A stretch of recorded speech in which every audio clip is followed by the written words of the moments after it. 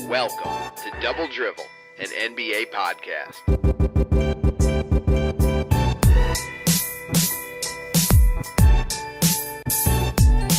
Hello and welcome to another episode of Double Drivel.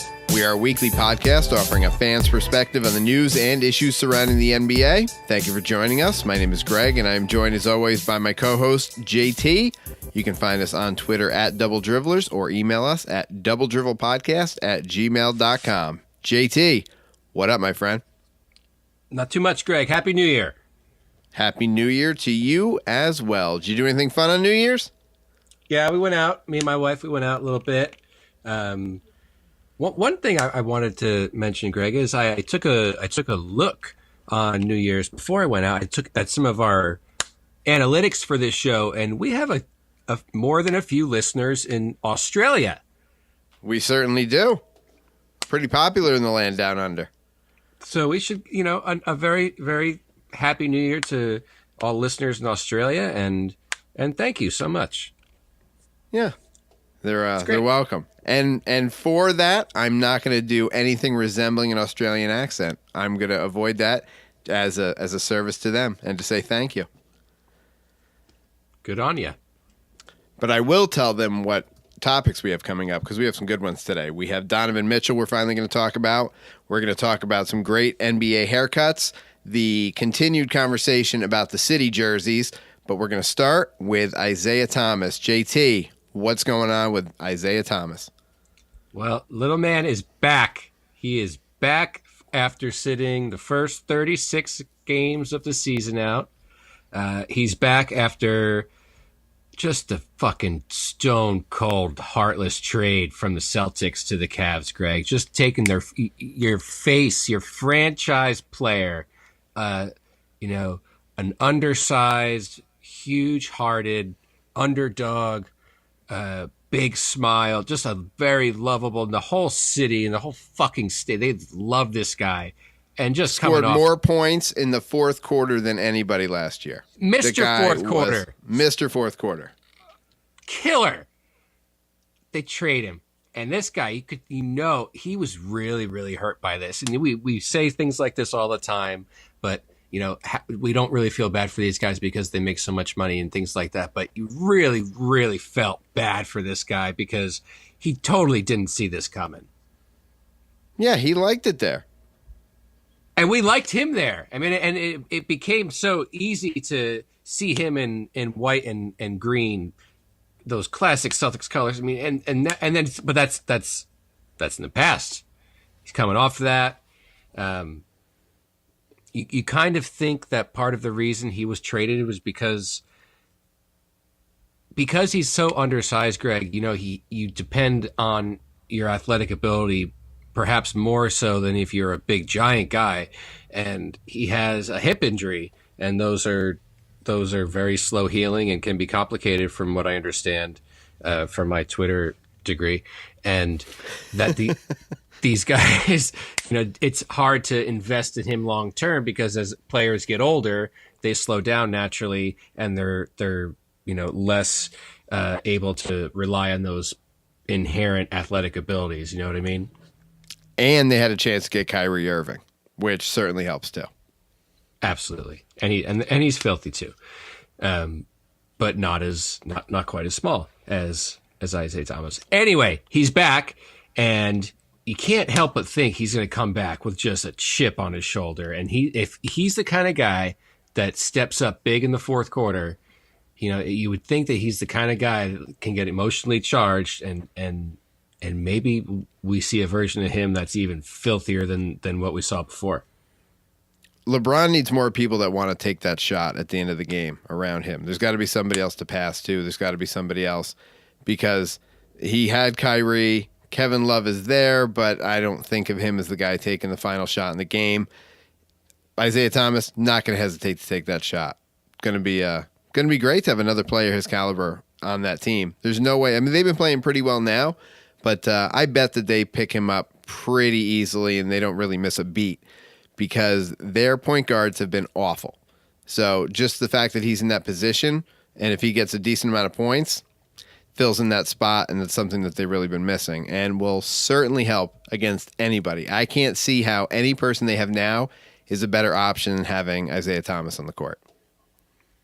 Absolutely. And also just by nature, when you're playing with LeBron James, he's gonna find ways to make you better. And if your skill set is that of a offensive player that makes big shots, I mean, who knows what LeBron can do with that? And so that could be incredible for them and incredible for us to watch. Absolutely. So looking forward to it. And one thing that I see you have noted here, shockingly, is that LeBron has not won in Utah since 2011. So he's got 7 straight losses in Salt Lake City. That's tough. You know what I mean? So, like, do you attribute anything to that? Like, what are you trying to say with that? I mean, every hero has his one weakness, Greg, and it could be that beautiful crisp mountain air, and just that sweet, delicious stadium food that they serve in Vivint Smart Home. I don't know what it is. It could be a mix of both. He can't win there. You know?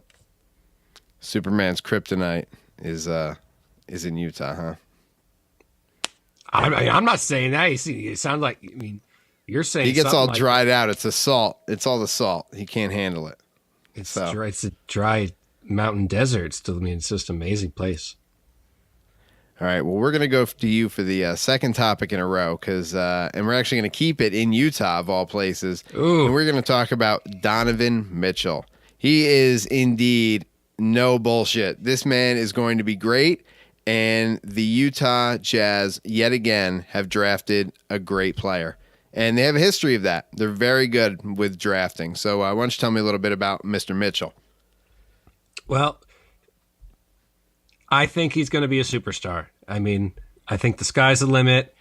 And there's a couple things that we notice about him right off the bat. And we're 36 games in.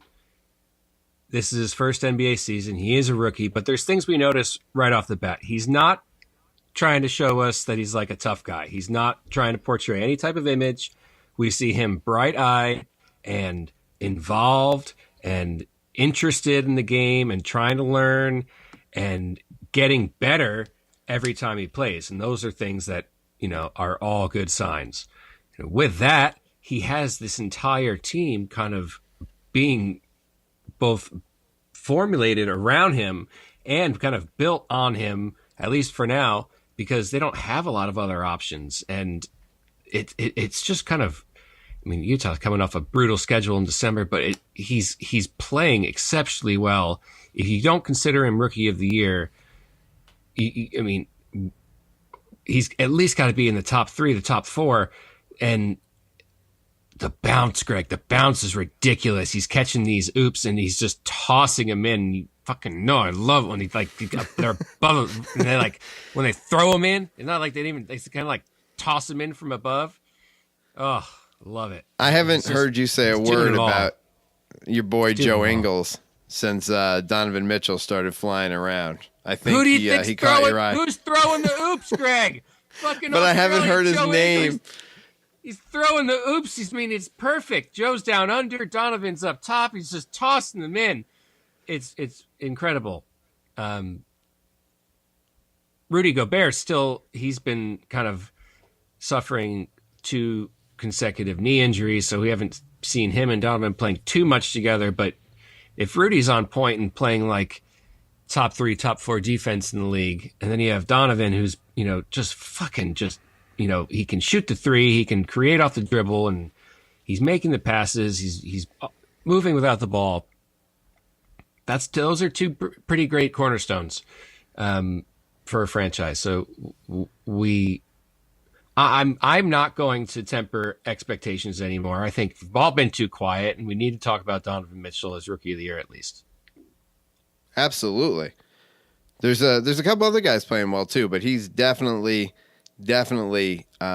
got some eyes on him. And like you said, the guy just has a bounce like insane, just so high. Any of the pictures you look up, any clips or anything, I mean, the guy flies. It's just incredible.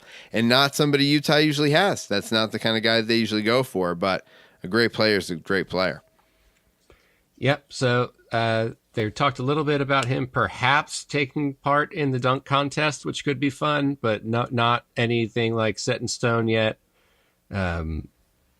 And then you just have to wonder and kind of worry, what's the big picture? Is everyone in Utah doing everything they can to make sure this guy loves his experience there and stays there for as long as possible? Because I sure hope so. I don't know. Maybe he'll go to Boston in some shady, shitty excuse way at some point. Like there's no way, because I tell you this right now. I'm checking. I'm giving him all the eye tests from now on. Hayward's got shady eyes. He does. You look at that motherfucker and you look at him like he looks a little shady. But when you look at Donovan Mitchell, he doesn't have the shady eyes. I don't think he would do a team like that. I really don't. All right, there you go. You heard it here. We got another lifer in Utah, Donovan Mitchell. Maybe not a lifer, but if he did I jumped to conclusions. I'm sorry. Did decide to leave, he would communicate that a little bit better than Shithead did. All right. But let's not even talk about that yet. Too soon. No, it is much too soon. But we got some other great topics coming up. We have NBA haircuts. We're going to talk about the city jerseys and predictions coming up next.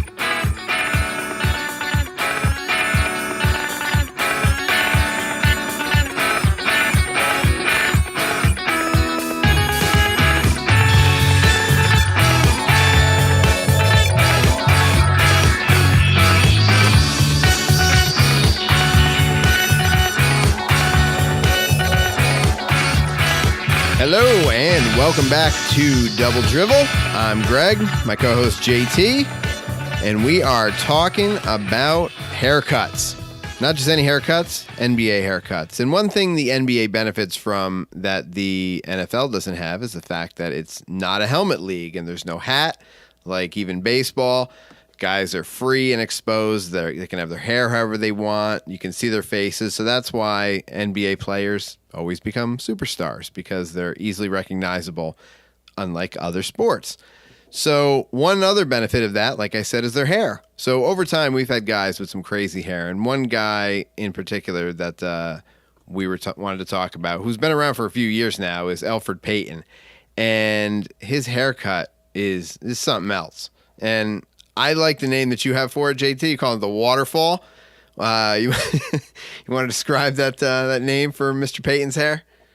So Elfrid Payton of the Orlando Magic, Greg, this might be the first case where a player's haircut is interfering with his shot and making it, like, having a negative impact on it. So if you could imagine, I think it's some kind of like dreadlocks and the sides are short and it goes up almost like if he was wearing a huge baseball hat made out of hair.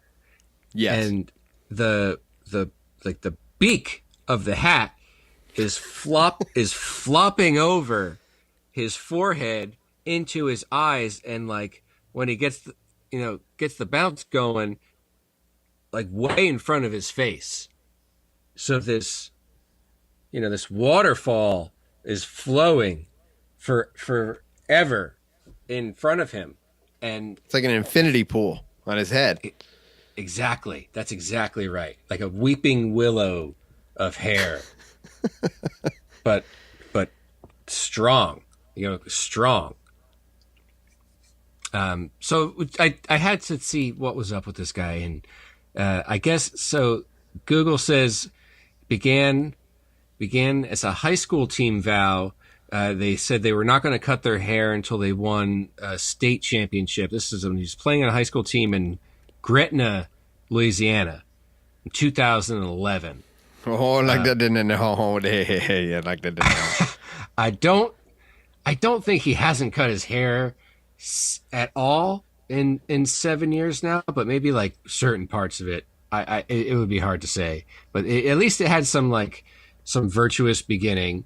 But now that you're like making tens of millions of dollars, I think you should just get your shit a little bit tighter so it's not like blocking your eyes.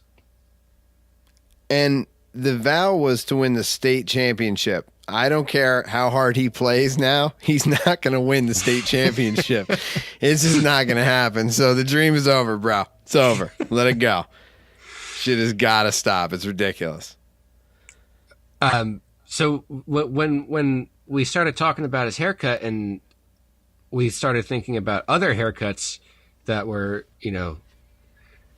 iconic and maybe there was none that seemed to interfere with the player's game, but there was so many like iconic haircuts of players, and I had a couple favorites, and I think you had a couple favorites. Which ones? Yeah, do just you because like? real quick, because it is completely illogical to have that be something that interferes with your shot or your game or your anything. You are in complete control of your hair, and if that's causing you a problem, you gotta fix that shit up. You can't leave that causing a problem. That would be like your nails being too long and be like, oh no, I had this thing from high school. You don't worry about it. I'm good. No, you're not good. Get your shit together. You're a mess. Yeah. Yes. Anyway, but there were some classic ones, and you came up with a great list of classic haircuts, and a lot of them do date back to our golden age. But who didn't love Anthony Mason with all the words in his head? I had almost forgotten about that. I remember his game. He was mean, but that haircut, he always had something fresh written in the side. And we, growing up in New York, we saw an awful lot of that.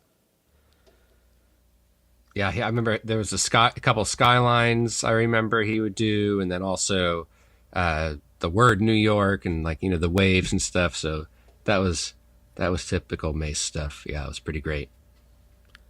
And my man on the Hornets, who also went on to the Knicks, but LJ, Larry Johnson, always had that center line notch, and that was definitely his thing. But there were some great ones. Iverson and the cornrows, and Spreewell, who may have ruined the cornrows for a while. But yeah, great list, man. The one from LJ was so great because he also had like a space between his front teeth. So he had the notch in his hair and then the notch in his teeth, and it was this, his grandma and grandmama. Yeah, baby.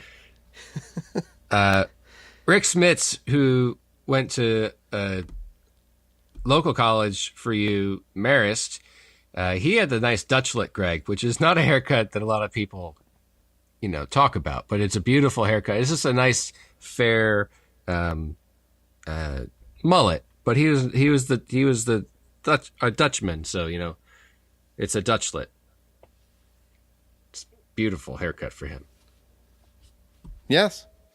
So yes, that's Also Rodman. I mean, we can't leave Dennis Rodman out of this. The Worm, he had all sorts of great colors and things, and that was his thing once he got to Chicago. He wasn't going to outshine Michael Jordan anyway, so he had to find some way to make himself stick out too. Yeah, his were more dye jobs than haircuts. If we're comparing apples to oranges, let's just be fair here. I mean, your stylist isn't doing your colors. I mean, that's different. That's a different profession. Yeah, but it was various lengths at various times. But I'll give you that. It was mostly short. Fine, I'll give you that. Somebody had to keep it shaved to that level, but apparently we're not getting into any sort of details. That's fine. Yeah, the one that I remember, I liked his It was kind of like a snow cone thing. You know that snow cone that's like American, like a firecracker flavor? You know what I mean? It's like reddish. Yeah. Yep. And it's got a little blue. Thinking about it right now with those spots, right? Yeah. That one is one I remember and I liked. Absolutely. And Jeremy Lin. What you feeling? No. Wow. Trying too hard? Is that what you think? Fake. Yeah. Phony. That's bullshit. That's just like, if you're changing your shit up every year to some like other wacky different haircut style that needs a lot of products and stuff in it, that's like, you're a prop comic kind of. Like, I don't think so. Yeah, I like the prop comic thing. That's a good analogy there. I like that. Because it is. Because it's just a thing that he brought to the table. And there's a whole like Hayward, 1.5 gallons of Brill cream to keep that hair like that. and it didn't even help him not break his leg. Yeah, like, and Hayward, like, look at Hayward in college in his first year, and he's got like the school kid like haircut, and then he gets a proper haircut and starts using lots of product, and now that's his thing. And like he's a fuck too though. We could shit on Hayward all day, but we're not going to. We will move on to something a little more exciting and a little more joyous, and that is the city jerseys. We're getting a little more mileage out of these. You seem to enjoy the Miami jersey, which I hadn't seen, and you actually text me, oh my God, the Miami jersey's sexy, or some variation of that. So I was excited to finally see it, and when I saw it, I was like, oh, it's kind of like, Miami Vice-ish, but on the whole, it's kind of plain. I don't know. I didn't know what all the hubbub was about. But then I said I liked the Minnesota jersey, and you thought that was awful. So like, what's going on here? What is it that you like about the Miami one, and why do you hate Minnesota's? You talk shit. You like Minnesota's jersey is like it's plain ass gray. It has nothing going on except for what looks like is. Oh no. It's supposed to look like hair on it. Like fucking hair. So imagine a plain ass gray jersey like some startup team would play on, like the county team. It almost looks like a jersey they would have on like a TV show where they can't use the likenesses of the real players and they have to make fake jerseys for fake teams that don't really exist. Some of these jerseys look a lot like that. So Minnesota's is just boring as fuck. But Miami's, Greg, I mean, when you think of Miami, what do you think of? You think of like nice pink and blue and flamingos and skies and water. And, it's kind of got like that neon like porno kind of vibe thing, Because Miami's a dirty city. It's a dirty, beautiful city. And that it's got that, this is like that little tackiness to it that's just beautiful. It's perfect. I love it. I think it's the best one. How could you not like that? It's certainly not the best one. I mean, I think that goes without saying. There's a lot of ones that are good, but there's a lot of ones that are bad. Some of them, like, I don't understand the Cleveland jersey. The Cleveland jersey just looks like it should be the Pacers jersey. Like a regular night, any night Pacers jersey. And that really doesn't make any sense to me. And then the Knicks jersey, they just copy like the Fireman's logo and put their shit on it. And I think that's weird. But I mean, it's great, but kind of weird for a basketball team. Doesn't right? that just seem like a giant pander in some sort of ways, though? I mean, like, yeah, that's a soft. I mean, that's like they could do so many things. And there's the cops too. I mean, there's a lot of things that they can do. They could have done a lot more than just go the easy route and just pander. And again, I think the Kings jersey, far and away, nicest looking one. Oh, come on. Fuck you. Easy. The Clippers one is gross looking too. Did you look at that thing? Why are they orange and blue? I don't understand the color schemes changing. Like, if the teams had that color at some point, like, I'd understand it. But if you're taking two colors that have nothing to do with a team, like, I mean, Memphis didn't even try. There's just a white jersey with black lettering. What are we doing here? What did you guys even want to be part of this? Like, what? I wonder how much input the teams had. Well, sometimes maybe for a team, to go back to the Clippers, who has colors that you didn't really associate with them, they might have a plan for 2 to 3 years out, for maybe that they have ideas of converting their logos or converting their colors to some different things, and maybe they're using the city jersey. A little tryout, huh? Or just to kind of like, just to plant the seed, just to let it see if it grows or not. Wow. Or maybe not. Who the know. fuck knows? And the New Orleans jerseys are hideous, but that's just how they roll. Everything that they have is just so ugly. All right. Well, let's move on to my favorite part, predictions. All right, JT. Who is going to win All-Star Game MVP? This is quite a prediction. I mean, this is really throwing yourself out there, because what if you pick somebody that doesn't even end up playing in the game. I mean, this is going out there. Yeah, I mean, it's not. I mean, we are knocking on the door of the All-Star game, which should be in like 3 or 4 weeks, I believe. We should have a pretty good idea about who's going to be on that team, Greg. I mean, let's not kid ourselves. We know. I would at least say the starting 5 on each side, or at least something close to that. Are you shy to the point where you need me to go first? No, I'm going with Ooh. Kyrie Irving. It's an easy guess.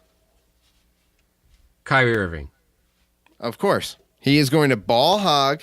He's going to throw up Kyrie-style shots. He's going to try to show up LeBron. He's going to try to show up Steph Curry. Anybody who's there, he is going to do everything he can to be the center of attention because that's how he rolls. And let's not stop this without talking about the video that you sent me on Twitter that Kyrie Irving did for like the Celtics. I think it's like the between quarters or like during timeouts or TV timeouts. I think it's one of those little videos that they play in the stadium, and it is unbelievable. But we're gonna get to that in a second. I'm here. That's a little tease for you. So, who do you think is going to win the All-Star Game MVP, JT? Well, I mean, I had to take a minute because. You got to take a minute because I had the balls to go first, which you were indicating I did not have. So please, take your time. I just wanted to share in the experience of how I came to a decision. I think people might take interest in that. You know, where is the game being held this year? And it's in LA. You know, and sometimes where the home city is they show a little favor to anyone that might be from there or playing for there. You know what I mean? Oh boy, yeah. So I am going to choose, Greg, DeMar DeRozan, who from LA and not playing for that team, of course, but having a fantastic year, and you can't deny that he's going to be on that team, and if not starting, he's going to be shown a lot of minutes, and you never know. I will mail you $5. I will put it in the mail if DeMar DeRozan is MVP of the All-Star game. There is no way in hell DeMar DeRozan will be the MVP. Absolutely no way in hell. That is a 0% chance. I think you're more likely to be the All-Star Game MVP than DeMar DeRozan. You will show some respect out of that whore mouth of yours. I think he's a great player. I like him. But there's no way in hell. It's simply not going to happen. There's simply no goddamn way that that's happening. Time will tell, shithead. Time will tell. All right. Can we talk about the video? As soon as I remembered that video with Kyrie Irving, I completely zoned out. All right, please, we got to talk about it. I don't know if this is real or not. I mean, I gotta be honest. Like, you kind of showed some skepticism as well. The only reason because it was too confirming. It was everything I already thought. It was everything everybody already thinks about him. But he just puts it out there. There's no way. I just don't feel like it can be real, but it feels real. Why would they keep that? Well, who would want that around if it was fake? All right, we got to explain what's going on here. I'm going to put a link in the show notes. I rarely mention the show notes, but I am going to put a link in the show notes that are attached to this episode in iTunes and all the other platforms, and it will be a link to this video. It's that good. It's Kyrie like talking some wacky ass shit about like if he wasn't a basketball player, he'd be like probably be like, what was he saying? Like a great thinker or like a great great musician. Yeah, for real. But he didn't know, like, he obviously doesn't play anything or, like, I don't even know, maybe even listen to music. I'm not sure. Because the way he was describing music and how he would be a musician was completely foreign. Absolutely foreign. Like it was an alien describing it. It was so strange. I didn't know you like that so much. That's pretty good. Oh my God. Humans enjoy music. And if I say I like music, I will be like the humans. I have seen their flat earth from above. They are too dumb to know. I shall teach them. The jury still this might be a big troll job from him. That's the other thing people say, like that he's just stringing us all along, and he doesn't If actually that's a big troll job, I give him a lot of credit. It's totally possible, but I like to think that he's just this fucking weirdo that can dribble like an alien, and that's more fun to think about. You know what? I'm gonna play the video right now. I'm gonna play it. I'm just gonna embed it, and we're gonna take like 15 seconds here and just play it. We'll listen to it together, and then we'll talk about it a couple more seconds because I love this so much. An NBA player, I would definitely be hitting probably some musician-ish, some real art. I'm a speaker, I'd be a teacher, convert myself to Buddhism. I would want to do so many things because, knowledge is just never-ending experience, the quest for knowledge. So the more I learn, the more I want to do, and the more I'm interested in. So. Oh, God, that's just great. That is just good stuff. So, yeah, I mean, there's a lot there. He would be a Buddhist. He would be a teacher. Possibly a speaker, a musician, or an artist. I'm not really sure which one he would focus on or which one he thinks he'd be best at, but oh man, he really just it's so good. Just so good. Yeah, but this has 11 likes. Like, there's not a lot of action on this. That's what I'm saying. I don't know. How could this not get more action? This is hilarious. It looks like it's from NBA Inside Stuff from 1994. 100%. That box says NBA Inside Stuff. Absolutely. The basketball up front, just absolutely perfect. None of these comments have any likes. Like, I don't know. We're the only people enjoying this, I guess. But that is great stuff. I don't even care. That's just amazing. All right. That's good. All right. Another great episode there, JT. Yeah, you too. We're going to be back next week with another episode, and Happy New Year to everybody. And in the meantime, follow us on Twitter at Double Dribblers, or you can email us at doubledrivelpodcast@gmail.com. You can subscribe to the show on iTunes, Podbean, or Google Play. And until next week, we'll see you on the internet.